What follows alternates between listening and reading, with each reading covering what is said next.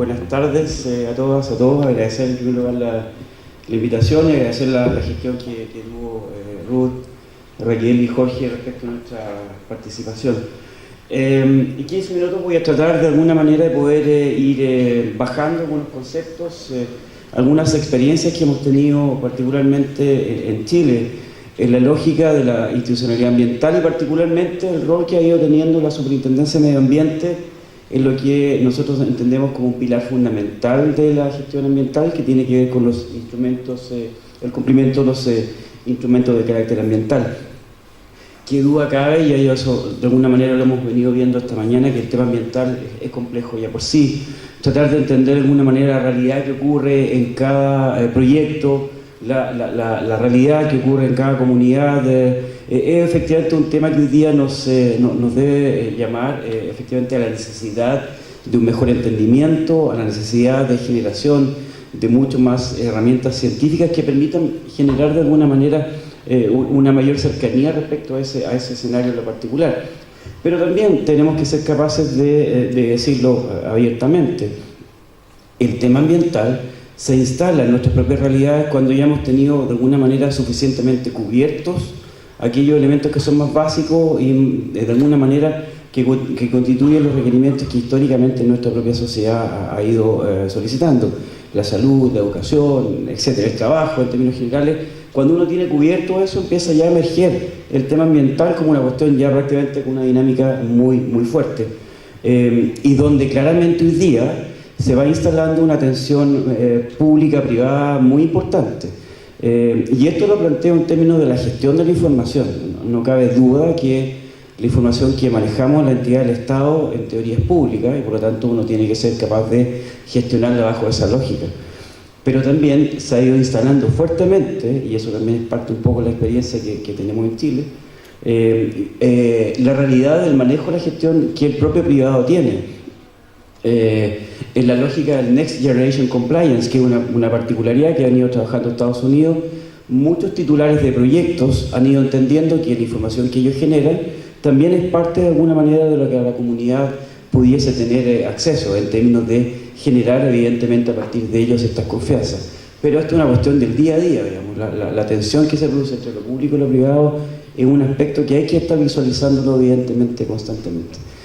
¿Qué se espera? Y eso también hace un poco la realidad y la experiencia que se ha venido instalando. ¿Qué se ha venido esperando la institucionalidad ambiental? Es que actuemos como superhombres o supermujeres, evidentemente, en ese sentido. Entonces, claro, se esperan respuestas oportunas, se esperan respuestas rápidas, y ahí efectivamente empieza a generarse una tensión respecto a lo que la propia institucionalidad, en términos particulares, puede ser capaz de responder en términos de lo que la propia comunidad va requiriendo, con una estructura institucional que también tiene su complejidad, y eso también hay que visualizarlo.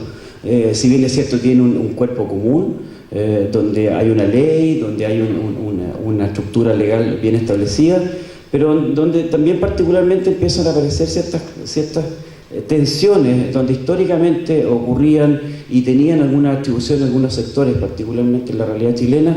Esos sectores han tenido que retroceder frente a la Superintendencia de Medio Ambiente, pero aún así hay ciertas tensiones, digamos, en términos generales, que yo creo que también hay que visualizar. Muy rápidamente, tuvimos una experiencia en la realidad chilena a propósito de las atribuciones que históricamente tenía la autoridad sanitaria respecto al manejo de los rellenos sanitarios, donde a partir de un incendio que se produce hace un par de años atrás en la región metropolitana, en un relleno sanitario, la pregunta era, bueno, ¿sigo manteniendo mis atribuciones como autoridad sanitaria o efectivamente entra la superintendencia dado que hay instrumentos de carácter ambiental en ese lugar? Fue una tensión política y estratégica muy compleja. Finalmente la autoridad administrativa del país, que es la Contraloría, finalmente dijo: señores, autoridad sanitaria, aun cuando ese relleno sanitario tiene instrumentos de gestión ambiental y por lo tanto debiese ser la superintendencia la que actúe fuertemente sobre ese lugar, ello no obsta que sus atribuciones históricas también siguen presentes. Por lo tanto, ustedes tienen que coordinarse. Yo diría que eso también es parte un poco de lo que uno tiene que ir visualizando cuando ha tenido históricamente distintas institucionalidades que han tenido cierta responsabilidad en el tema medioambiental, donde la comunidad evidentemente va adquiriendo cada día más mayor preponderancia, como les decía, requiere respuestas oportunas, certeza respecto a lo que va ocurriendo ahí, y donde claramente no solo la realidad pública, sino que además la realidad privada tiene que ser capaz de entender esa particularidad, donde los titulares, y eso quienes les gusta el fútbol saben esa imagen, donde los titulares han estado acostumbrados habitualmente a estar prácticamente evitando que les pasen goles, digamos, y colgado al arco, digamos, de alguna manera, tratando de abrir lo menos los espacios posibles de tal modo que la acción fiscalizadora sea la más efectiva posible. Eso es una tendencia que hoy día se ha ido rompiendo. Hoy día los titulares de proyectos, en términos generales, están entendiendo que tienen que ser capaces de tener una acción mucho más activa respecto a lo que es el cumplimiento de sus propias normativas.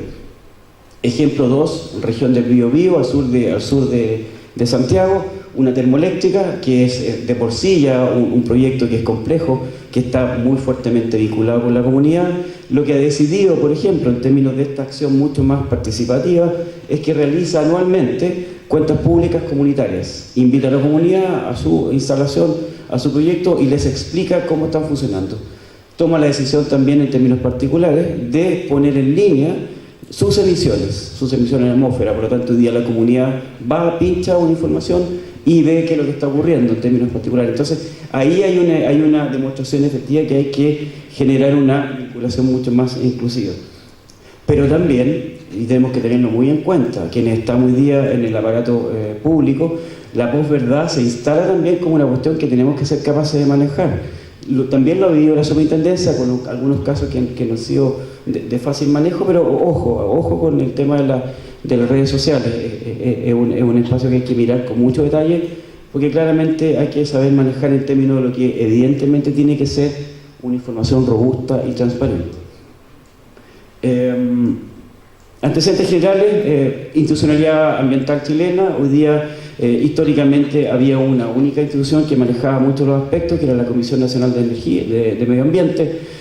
Dada la intención de Chile de entrar y ser parte de la OCDE, efectivamente se desarticula el sistema y se generan estas tres unidades, entre ellas el Ministerio de Medio Ambiente, quien regula, es el ente regulador y por lo tanto tiene la potestad normativa, el Servicio de Evaluación Ambiental, que de alguna manera evalúa en términos particulares los distintos proyectos y tiene la potestad de autorizar, y la superintendencia, que de alguna manera su finalidad es evaluar el cumplimiento de los distintos instrumentos de carácter ambiental.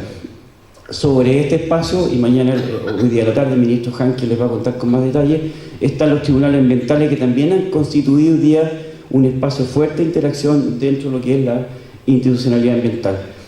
¿Qué es lo que fiscaliza la Superintendencia de Medio Ambiente?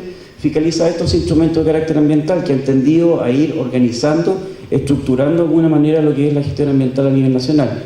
Resolución de calificación ambiental, que es el principal permiso que entrega el Servicio de Evaluación Ambiental. Planes de descontaminación ambiental, que es un tema que cada día más nos golpea en la realidad nacional, en términos prácticos, desde la región metropolitana hacia el sur. Prácticamente tenemos, a partir de abril, una gestión muy fuerte de los planes de contaminación ambiental, dado que el uso de la leña sigue siendo un principal uso combustible, por lo tanto ahí hemos tenido un trabajo que no ha sido menor. Normas de emisión, normas de calidad, y aparece ahí también remarcado el PDC, que son programas de cumplimiento. Los programas de cumplimiento, se los voy a comentar también, es una opción que la ley le dio algunas opciones a los titulares de proyectos. Cuando se han sancionado, formulados cargos, ellos proponen algunas acciones de corrección inmediata que pueden generar una mejor gestión respecto a un proceso sancionatorio en particular. Cuando fiscalizamos por denuncia, por oficio o programas, significa ello que nosotros el año T-1 ya estamos pensando en aquellas cosas que vamos a realizar el próximo año. Congregamos un programa que es conocido en términos de número y actividades que van a ser fiscalizada, y con eso de alguna manera nos genera una gran orientación. ¿Qué es lo que ha venido ocurriendo en términos particulares? Que hoy día se ha ido de alguna manera desbalanceando la realidad de acción de la superintendencia hacia lo que tiene que ver con la acción de denuncia y de oficio. Históricamente gran parte de la labor nuestra estaba vinculada al programa y esa de alguna manera enmarcaba nuestra acción. Hoy día prácticamente estamos en un 50-50, 60-40 de alguna manera, digamos, 40% programa, pero tenemos que tener hoy día una acción mucho más fuerte en aquellas cosas que tienen que ver con denuncia y oficio, y significa rearticular, remirar lo que es la acción fiscalizadora de la institución. ¿Cómo fiscalizamos también? De alguna manera con acciones directas. Efectivamente hoy día tenemos un equipo fiscalizador que está en el orden de los 100 profesionales, que efectivamente, claro, la lógica de la realidad que tenemos evidentemente es escaso, pero hemos generado también un cuerpo que yo creo que también es una experiencia importante visualizar en la realidad de la región. Generamos la Red Nacional de Fiscalización Ambiental, que lo que ha hecho es articular a todos los organismos del Estado que tienen competencias ambientales alrededor de la superintendencia, que de alguna manera estructura una acción, un proceder y una coordinación de distintos servicios, de tal modo que las capacidades de alguna manera se han sextuplicado en términos de lo que es la capacidad si la superintendencia estuviera actuando de manera independiente. Eso nos obliga a trabajar muy coordinadamente y a generar, como les digo, una acción de instrucción, de capacitación, de vinculación muy fuerte con quienes hoy día históricamente tuvieron gran parte de las atribuciones ambientales a nivel nacional. Esto también creo que es un aspecto importante relevar, mediante el minuto. Cuando visualizamos la fiscalización de un proyecto, lo que nosotros tenemos que hacer en términos generales es mirar el proyecto en su globalidad. Significa eso que no solo tenemos que considerar sus permisos, su historial, sino que además tenemos que considerar sus denuncias y cómo se mezclan entre ellas las distintas licencias que este proyecto tiene, pensando fuertemente en realizar una fiscalización ambiental estratégica. No vamos a fiscalizar todo, fiscalizamos aquellos elementos que, habiendo o pudiendo estar en una condición potencial de incumplimiento, pudiesen generar una condición de riesgo o afectación al entorno o a la comunidad. Eso es parte de alguna manera de lo que es el leitmotiv o la lógica de preparación de una fiscalización en particular, lo que nos significa esencialmente hacer algo mucho más estratégico y dirigido respecto a un proyecto. ¿Cómo es el flujo?